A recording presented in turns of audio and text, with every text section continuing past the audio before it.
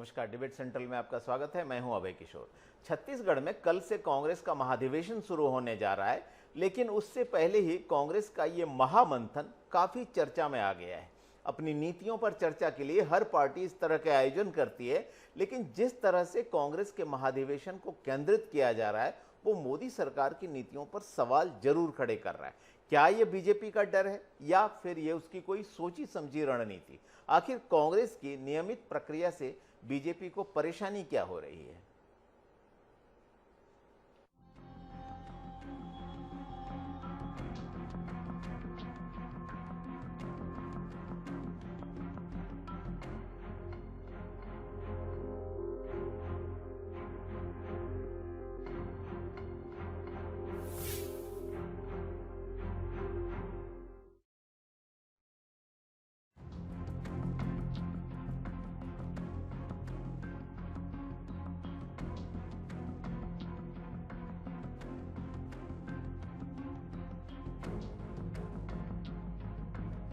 इस वक्त पूरे देश में जो सबसे ज्यादा चर्चा का विषय बना हुआ है वो है कांग्रेस का राष्ट्रीय महाधिवेशन, जो कि 24 फरवरी से छत्तीसगढ़ की राजधानी रायपुर में होने जा रहा है। महाधिवेशन के लिए कांग्रेस के दिग्गज नेताओं का आगमन भी शुरू हो चुका है, लेकिन इन सब के बीच कांग्रेस का 85वां महाधिवेशन काफी चर्चा में आ गया है। फिर चाहे वो रायपुर में ईडी की लगातार छापे हो या फिर दिल्ली में कांग्रेस नेता पवन खेड़ा की गिरफ्तारी, इन सभी मुद्दों का अंत कांग्रेस के महाधिवेशन से जोड़कर देखा जा रहा है। रायपुर में होने वाले कांग्रेस महाधिवेशन में राजनीति, अर्थव्यवस्था समेत कई विषयों पर प्रस्ताव पारित करने और कांग्रेस कार्य समिति CWC के गठन के साथ ही 2024 के लोकसभा चुनाव में व्यापक विपक्षी एकजुटता के संदर्भ में पार्टी अपना रुख स्पष्ट करेगी। कांग्रेस का ये महाधिवेशन ऐसे समय हो रहा है जब आगामी लोकसभा चुनाव में करीब 1 वर्ष का समय बचा है और विपक्षी एकजुटता के संदर्भ में लगातार चर्चा हो रही है। कांग्रेस आगामी 2 दिनों में पार्टी की मौजूदा स्थिति और आगे की रणनीति को लेकर मंथन करने जा रही है, जो कि हर पार्टी का अपना अधिकार क्षेत्र होता है। लेकिन जिस तरह से कांग्रेस के महाधिवेशन को केंद्रित किया जा रहा है उस पर सवाल जरूर खड़े हो रहे हैं। Bureau report, Asian news.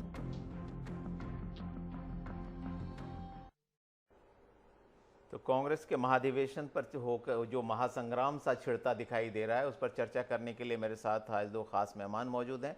मेरे साथ हैं बीजेपी नेता निशिकांत पांडे जी, साथ ही कांग्रेस नेता कन्हैया अग्रवाल जी। आप दोनों का बहुत बहुत स्वागत है एशियन न्यूज में। निशिकांत जी, सबसे पहला सवाल आपसे ही, जिस तरह से कांग्रेस का महाधिवेशन होने जा रहा है वो किसी भी पार्टी की एक सामान्य प्रक्रिया है। हर पार्टी का एक महाधिवेशन होता है, उसमें उसका एक चिंतन मनन होता है, क्या आगे रणनीति बनानी है, कैसे पार्टी को आगे ले जाना है, देश को लेकर उसकी सोच क्या है, आर्थिक नीतियां क्या हैं, इस पर वो मंथन करती है। लेकिन इसके पहले सिलसिलेवार कुछ ऐसी घटनाएं हुई हैं जिसने इसे विवाद के घेरे में ला दिया है। जिस तरह से ईडी के लगातार छापे चल रहे हैं, आज पवन खेड़ा को किसी एक जिसको कहते हैं कि उनके एक बयान के चलते जो विवाद उपजा था उसके चलते विमान से, फ्लाइट से उतार कर रोका गया और फिर बाद में गिरफ्तार किया गया, फिर कोर्ट ने उनको अंतरिम जमानत दे दी। तो ये जो कांग्रेस का आरोप है कि बीजेपी डर गई है, कांग्रेस के रिसर्जेंस से बीजेपी डर गई है, इस पर आपका क्या कहना है? कांग्रेस के अधिवेशन से बीजेपी डर गई, ये सवाल ही नहीं है। इनके अधिवेशन है, कांग्रेस पार्टी को शुभकामनाएं देता हूं कि उनका अधिवेशन करना भी चाहिए, लोकतंत्र में सभी का अधिकार है। लेकिन ये जो बात कर रहे हैं डर गई है, डरने का इन द सेंस क्या है कि मतलब ईडी अपनी कार्रवाई ना करे। अगर ईडी कार्रवाई करे तो भाजपा डर गई है। भाजपा का उससे क्या लेना देना? अभी देखिए, एक सिंडिकेट खुला 6 महीने पहले, उसमें एक IAS और एक उप सचिव जो सुपर CM कही जाती थी, वो दोनों जेल में हैं, सूर्यकांत तिवारी जेल में है। उसी परिप्रेक्ष्य में अभी नई कार्रवाई 2 दिन पहले की गई है। अब इनका कहना है कि भाजपा डर गई। भाजपा क्यों इनसे डर जाए? हम 2 सीट से 325 पे आए हैं, ये 413 इनके पास 91-92 में थी, उसके बाद यहाँ 52 पे बैठे हैं। इनसे हम क्यों डरेंगे? इनको विपक्ष अपना चेहरा मानने को तैयार नहीं है और इनसे हम डर रहे हैं। किस कारण से डर रहे हैं? इनके पास नेतृत्व करता है न कार्यकर्ता है, नेता पार्टी छोड़ के जा रहे हैं और डर हम रहे हैं। किस बात से डरेंगे? रही बात पवन खेड़ा की, तो पवन खेड़ा की इतनी हिम्मत हुई कैसे?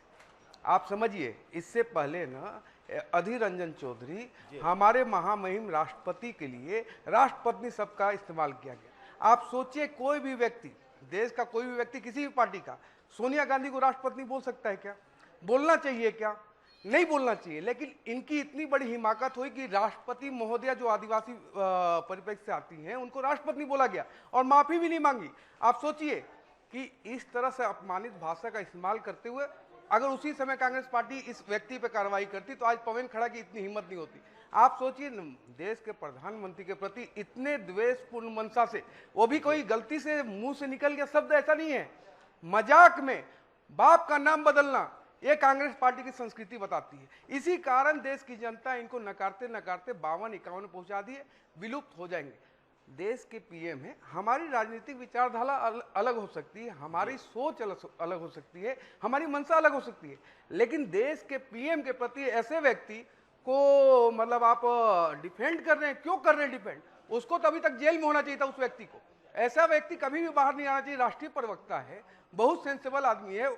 ऐसा भाषण इसलिए दिया क्योंकि उसको राज्यसभा जब नहीं भेजे तो उसने लिखा था ट्विटर पे कि मेरी तपस्या में शायद कोई कमी रह गई। यही तपस्या है कांग्रेस पार्टी का कि भारतीय जनता पार्टी और उसके प्रधानमंत्री को गाली दो तो आगे तुम्हें तरक्की मिलेगी। शायद उसी कॉन्टेक्स्ट में ये पवन खेड़ा जी ने ये बात बोला है और इसकी जितनी भर्त्सना की जाए कम है। किसी भी कन्हैया जी जो एक तरह से देखा जाए तो कांग्रेस का महाधिवेशन है और चर्चा इस बात पर होनी चाहिए थी कि कांग्रेस किस तरह से पार्टी को और देश को आगे ले जाने के लिए मंशा रखती, क्योंकि 5 साल बाद आपकी पार्टी का राष्ट्रीय महाधिवेशन होने जा रहा है और इसके पहले जो भी पॉलिटिकल या तो कहें हम कि पॉलिटिकल आइडियोलॉजी जो आपकी सामने आई थी या इकोनॉमिक मसले पर आपकी जो राय थी उसको देखे हुए 5 वर्ष हो गया, तो पूरी चर्चा का फोकस होना चाहिए था कि पार्टी क्या सोचती है, क्या आगे करना चाहती है। लेकिन कहीं ना कहीं ये बीजेपी और कांग्रेस की आपसी खींचतान, एक दूसरे पर आरोप प्रत्यारोप का माहौल बनता जा रहा है। आपकी इस पर क्या प्रतिक्रिया? जो आपने कहा कि 5 साल बाद जो अधिवेशन हो रहा है, जो चिंतन होना चाहिए, जो दिशा निर्धारित होनी चाहिए, जो कांग्रेस के कार्यक्रम तय होने चाहिए, उस पर ही कांग्रेस अपना काम कर रही है। कांग्रेस तो अपने इस महाधिवेशन की तैयारियों में जुटी थी। कांग्रेस के लोग जो हैं लगातार विभिन्न मामलों को लेकर जिस तरह मुखर हुए, जिस तरह से भारत जोड़ो अभियान के तहत जो पूरे देश में विराट जन समर्थन कांग्रेस को मिला और उसके बाद इस अधिवेशन को लेकर जो उत्साह पूरे देश में था, और उस अधिवेशन में आप देख भी रहे हैं अभी क्या स्थिति है, लोगों का आगमन की स्थिति। पर भारतीय जनता पार्टी को एक राजनीतिक दल की जब बात करते हैं, अभी हमारे मित्र कह रहे हैं कि मैं उनको शुभकामनाएं देता हूं, अधिवेशन होना चाहिए, सबको है, ऐसे ईडी की कार्रवाई पर हमारा कोई वो नहीं है। पहले भी माननीय मुख्यमंत्री जी ने भी कहा और प्रदेश अध्यक्ष जी ने भी कहा, शैलजा जी ने भी कहा था, लेकिन ईडी की कार्रवाई के टाइमिंग पर आपत्ति जताई कि ये टाइमिंग खास तौर पर चुना गया कि अधिवेशन को डिस्टर्ब किया जा सके। आज तक वैसे भी हम लोग इसी चैनल पे बैठे थे कुछ दिन पूर्व, जब रोकना चाहूंगा कन्हैया जी, आपको रोकना चाहूंगा। इस बीच में पाली तानाखार के विधायक मोहित राम केरकट्टा जी भी जुड़ गए हैं। मोहित राम जी, आपका बहुत बहुत स्वागत एशियन न्यूज में। मोहित राम जी सुन पा रहे हैं मुझे? आपका बहुत बहुत स्वागत। मोहित राम जी, जिस तरह से विवाद चल रहा है कि कांग्रेस का राष्ट्रीय महाधिवेशन होने जा रहा है, 85वां राष्ट्रीय महाधिवेशन है, नेताओं का पहुंचना शुरू हो गया है, पार्टी के राष्ट्रीय अध्यक्ष भी आ चुके हैं और कल से मंथन शुरू होगा पार्टी का, लेकिन इस बीच में जो ईडी की लगातार छापेमार कार्रवाइयां चल रही हैं और आज जिस तरह से पवन खेड़ा को फ्लाइट से उतारा गया, उसको लेकर कहीं ना कहीं दोनों दलों के बीच में ये साफ साफ आरोप प्रत्यारोप का दौर चल रहा है कि कांग्रेस के महाधिवेशन में विघ्न डालने के लिए कार्रवाई की जा रही है। आपकी क्या प्रतिक्रिया?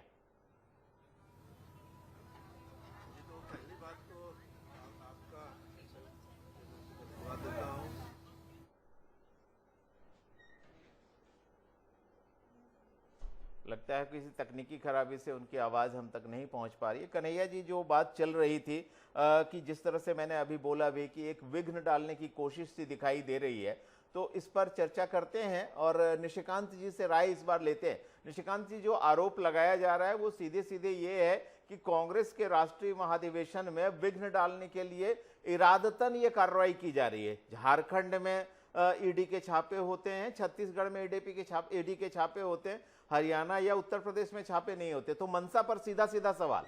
इनका काम है मनसा पर सवाल उठाना, लेकिन जब छापे पड़ रहे हैं, जब आपने काले की कोयली में दलाली खाई है और इतने बड़े सिंडिकेट का भंडा फूटा है, लोग जेल में हैं, करोड़ों की संपत्ति मिली है, 170 करोड़ की संपत्ति अटैच की गई है, सोना IAS के यहाँ से निकला है, उप सचिव जेल में है, तो आप चाहते क्या हो कि मतलब आप भ्रष्टाचार की सीमा पार कर लो और कोई कार्रवाई न हो?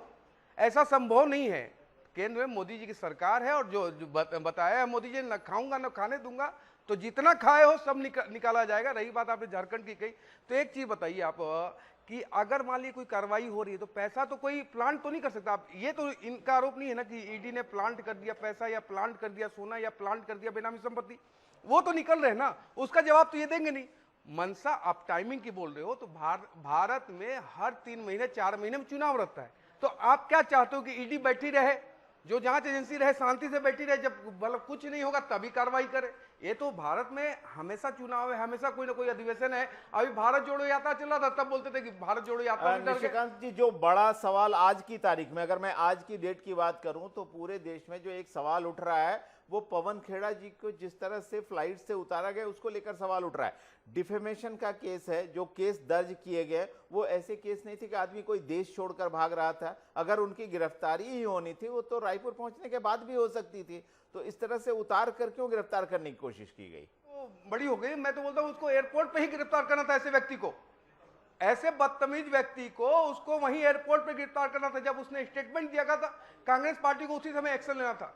आपके भी नेता हैं, आपके भी नेता लोगों के बारे में टिप्पणियां की जा सकती है। ऐसी ही टिप्पणी अगर कोई राहुल गांधी के बारे में बाप का नाम बदल के डाल दे, आप लोग देश में आग लगा दोगे। सोनिया गांधी के बारे में बोल दे, आप लोग देश में आग लगा दोगे।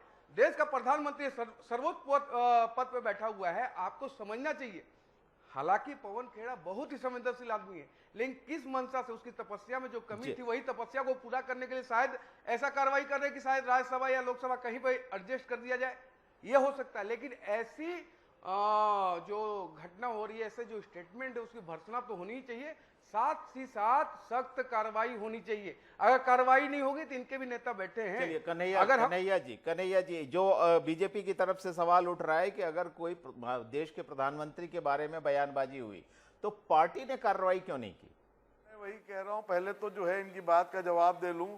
बहुत बड़ी बड़ी बातें कर रहे हैं। जितना अपमानजनक वक्तव्य भाजपा के लोग कांग्रेस के नेताओं के प्रति देते रहे हैं, वो तो एक बहुत छोटी बात कह रहा हूं मैं इन लोग के लिए, क्योंकि ये लोग जितना निम्नतर स्तर पर जा सकते हैं, जितना घटिया स्तर पर जा सकते हैं, कोई नहीं जा सकता है। लेकिन जो महात्मा गांधी के प्रति यहां पर आकर एक तथाकथित संत ने बेहद घटिया और बेहद अपमानजनक स्तर पर जाकर टिप्पणी की थी, उस तथाकथित संत की पैरवी करने के लिए भारतीय जनता पार्टी के विधायक, पूर्व मंत्री, पूरी भारतीय जनता पार्टी जाकर के जेल में और अदालत में खड़ी रही और जेल से छुड़ा करके उसकी रैलियां करते रहे। उसके बाद में वो छत्तीसगढ़ आते तो उनकी रैली निकाल रहे हैं, उनको पार्टी कार्यक्रम में लेके जा रहे हैं, पूरे देश में घुमा रहे हैं। ये भाजपा का चरित्र है कि उस तथाकथित संत को जो है लेकर के भारतीय जनता पार्टी के लोग देश भर में घूम रहे हैं, उनके नाम पर वोट मांग रहे हैं। ये लोग इस काम को करते हैं। वो लोग जो अपनी घटिया मानसिकता से उबर नहीं पा रहे हैं, वो लोग पवन खेड़ा जी के बयान को लेकर के बखेड़ा खड़ा कर रहे हैं। निश्चित रूप से मुझे माहौल जो है गर्म हो रखा है, जो है जिस तरह से पवन खेड़ा जी को उतारा जाता है, लेकिन सियासी पारा बहुत चढ़ जाता है। मैं आता हूं आपके पास निशिकांत जी, लेकिन इस बीच में मोहित राम केरकेट्टा जी एक बार फिर जुड़ गए हैं। मोहित राम जी, बहुत बहुत स्वागत है आपका एशियन न्यूज में। जो माहौल जिस तरह से दिखाई दे रहा है कि एक तरफ कल कांग्रेस का राष्ट्रीय अधिवेशन होने जा रहा है और पहली बार छत्तीसगढ़ में हो रहा है, तो उसे लेकर भी तमाम तरह की सियासी सरगर्मियां हैं, लेकिन इस बीच में ईडी के जो लगातार छापे पड़े हैं और पवन खेड़ा जी को जिस तरह से आज रायपुर आते वक्त फ्लाइट से उतारा गया और उनके खिलाफ कार्रवाई की गई, तो ये बीजेपी की मंशा पर सीधा सीधा सवाल उठ रहा है। आप इस बारे में क्या कहना चाहते हैं?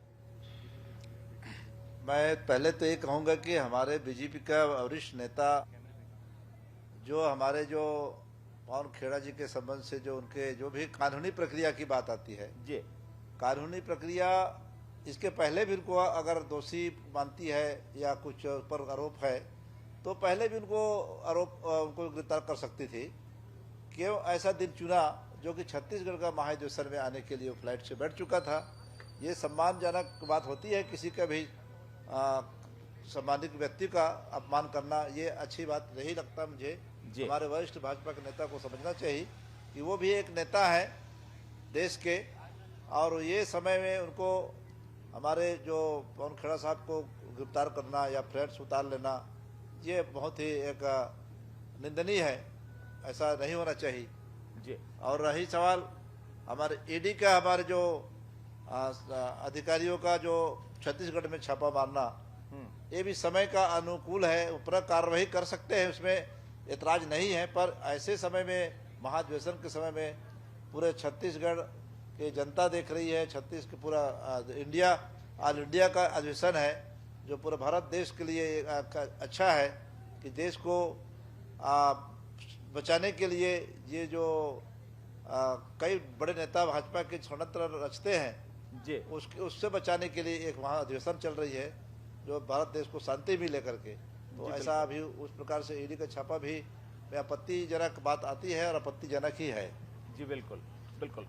जो सीधे सीधे जो मुद्दा उठ रहा है वो ये है टाइमिंग का मुद्दा। निशिकांत जी, कार्रवाई से परहेज नहीं, एक इन्वेस्टिगेटिव एजेंसी है, वो अपनी कार्रवाई करती है, उसको अधिकार प्राप्त है, वो जब चाहे जिसके खिलाफ चाहे कार्रवाई करे।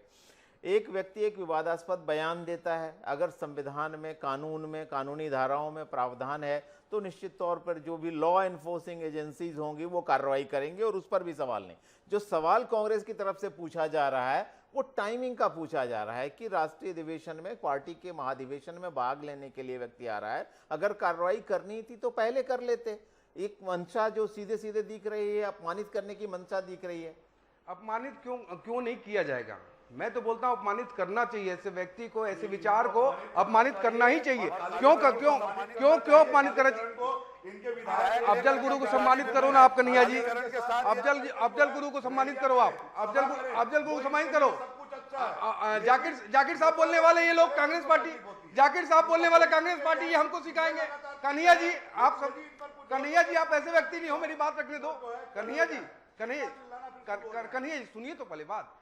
जो व्यक्ति देश, मैं स्वीकारूंगा, पहले मैं स्वीकारूंगा, रुको तो कन्हैया जी। पिता कहते हैं महात्मा गांधी जैसे व्यक्ति के ऊपर जो आदमी एक बेहद घटिया टिप्पणी करता हो, उसको लेकर के आप घूम रहे हैं, आप लेके घूम रहे हैं। आप लोग उसकी जमानत कराने गए हैं, ब्रिजमोहन अग्रवाल जी उनको अपने जो है जमानत कराने जेल गए, जेल से लेके उनकी रैली लेके घूम रहे हैं, ये कर रहे हैं आप लोग। और उसके बाद कहते हैं कि हमारे से अपमानित भाषा में वो बात किया, वो व्यक्ति पवन खेड़ा और साथ ही कांग्रेस पार्टी और राहुल गांधी और सोनिया गांधी को माफी मांगना पड़ेगा। एक कांग्रेस अधिवेशन में आके माफी मांगना पड़ेगा देश के पीएम के साथ। आज तक इनके पास कोई नेता नहीं रहा है, ये तो गांधी नेहरू को जो है फिर लांछन लगा लगा के अपने आप को उज्ज्वला करने की कोशिश कर रहे हैं, उसके अलावा इनके पास कुछ नहीं है। फोटो लाके जीत गए, नेहरू जी का फोटो लाके हम जीत गए। अरे यार गजब करते हो। गांधी सरनेम चोरी करने वाले, गांधी का सरनेम चोरी करने वाले हमको सिखा रहे हैं कि हम नेहरू का फोटो लाके जीत रहे हैं। आप तो नेहरू का लगाते हो, जीत क्यों नहीं रहे हो? हम लोग लगातार जीत रहे हैं, और यदि नहीं जीत रहे होते तो इतने वर्षों तक आपका ये हालात नहीं रहते। ये समय का घटना चक्र में यदि आप लोग आ गए हैं तो इसका मतलब ये नहीं है कि आप बहुत लंबा समय आ गए हैं। लंबे समय शासन किया कांग्रेस ने, कांग्रेस का काम है, कांग्रेस को लोगों ने चुना है, कांग्रेस को यदि यही रहता तो आपको पहले अवसर मिल जाता। इस कारण आज देश की जनता आपको अस्वीकार करती है, आपको दर दर घूमना पड़ रहा है। गांधी परिवार, नेहरू परिवार का लड़का आज दर दर घूम रहा है, वोट मांगने के लिए कोई नहीं दे रहा। जनता पार्टी और इनके संस्थापकों का कभी किसी ने नहीं स्वीकारा है, ये बात कर रहे हैं। इनको तो आज अवसर मिला है, ये बात कर रहे हैं। पहले इनके नेताओं को राज्यसभा में भेजने का काम कांग्रेस के प्रधानमंत्रियों ने किया है, जब इनके पास कहीं सीट नहीं हुआ करती थी, बिल्कुल करते थे कि एक अच्छे। चलिए, ये परस्पर विवाद जो है निश्चित तौर पे कड़वाहट का एक माहौल दिखाई दे रहा है। एक पार्टी के राष्ट्रीय अधिवेशन को लेकर कड़वाहट का माहौल, आपस में आरोप प्रत्यारोप। इस बीच वरिष्ठ पत्रकार बाबूलाल शर्मा जी भी जुड़ गए हैं। बाबूलाल जी, बहुत बहुत स्वागत आपका। जो चर्चा हमारी हो रही थी वो ये हो रही थी, कांग्रेस के राष्ट्रीय महाधिवेशन को लेकर एक महासंग्राम सा छिड़ गया है। ईडी के छापे लगातार जारी हैं, आज सुबह भी ईडी के छापे कई जगह पड़े, इसके पहले कांग्रेस के कई नेताओं के घर में छापे पड़े, और अब पवन खेड़ा जी को भी जो है उनकी एक विवादास्पद बयान के चलते रायपुर महाधिवेशन में शामिल होने के लिए आने के ठीक पहले फ्लाइट से उतार कर उनको गिरफ्तार किया गया। बाद में भले सुप्रीम कोर्ट ने उनको इंटरिम जमानत दे दी है और मंगलवार तक के लिए उस पर रोक लगी है, लेकिन आरोपों की बयार जो एक तरफ से दूसरी तरफ बौछारें चल रही हैं, वो मनसा पर और टाइमिंग पर सवाल उठाए जा रहे हैं। आप क्या कहेंगे? एकदम सही कहा आपने। देखिए, ईडी की कार्रवाई के बारे में कोई कुछ कहना वो गलत होगा, लेकिन उसके समय के बारे में निश्चित रूप से जो है हम कह सकते हैं कि समय गलत चुना गया है। और जो भी कार्रवाई हो रही है, वो जब कांग्रेस बोल रही है कि भाई ये हमारे बदले की कार्रवाई हो रही है, तो जनता के बीच में वही संदेश जा रहा है, वो एक गलत संदेश जा रहा है। ईडी की कार्रवाई रुके ऐसा कोई नहीं चाहता, लेकिन ईडी की कार्रवाई में कम से कम समय का ज्ञान होता। और वो राजनीतिक लोग नहीं है ईडी के लोग तो अधिकारी हैं, और राजनीतिक सोच हमारी है कि ये समय पे गलत समय पे छापे पड़ रहे हैं, ये एक अलग सोच हो गई। लेकिन जहां तक मेरा ख्याल है कि इतना ईडी के अधिकारी को भी समझना होना चाहिए कि इतना बड़ा अधिवेशन अगर कांग्रेस का हो रहा है, तो उसके मुख्य जो कोषाध्यक्ष हैं, जो पूरा काम संभाल रहे हैं, उन पर हाथ डालना और प्रमुख लोगों के ऊपर हाथ डालना जो है, वो एक संकेत कांग्रेस का जो आरोप लगा है वो सफल साबित हो रहा है कि एक हिसाब से देखा जाए तो। लेकिन जो है ईडी पर कार्रवाई के लिए कोई रोक नहीं है। ईडी के पास पूरे जब सबूत तथ्य होते हैं तो आगे बढ़ता है, और कोई भी व्यक्ति नहीं चाहेगा कि भ्रष्टाचारी व्यक्ति के ऊपर में कार्रवाई ना हो।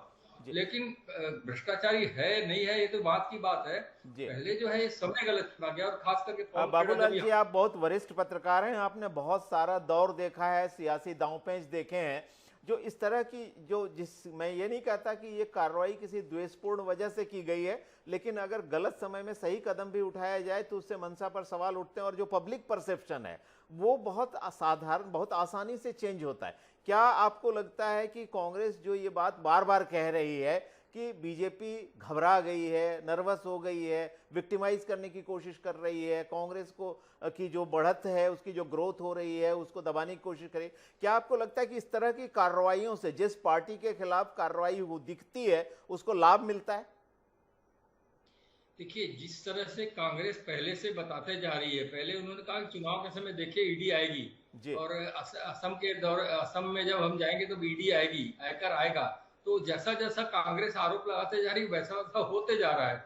इससे क्या होता है, जनता के बीच ये बस संदेश जा रहा है कि देखिए ये बात बिल्कुल सही कह रहे हैं कांग्रेस के लोग कि जो हम कह रहे हैं वैसा होते जा रहा है। उसी तरह ईडी आएगी, चुनाव के पहले कहा ईडी की कार्रवाई हो गई, फिर अधिवेशन के पहले जो हुआ तो उसमें आरोप प्रत्यारोप बढ़ गए, तो सीधे सीधे आरोप लगने लगे कि ईडी जो है बिल्कुल देखिए केंद्र सरकार की। और फिर सबसे बड़ी चीज ये है कि क्या भ्रष्टाचार सिर्फ और सिर्फ कांग्रेस के लोग ही कर रहे हैं, ये प्रश्न जनता के बीच फैल रहा है। और लोग कह रहे हैं कि क्या भारतीय जनता पार्टी की सरकारें क्या 100% रामराज्य चल रहा है क्या?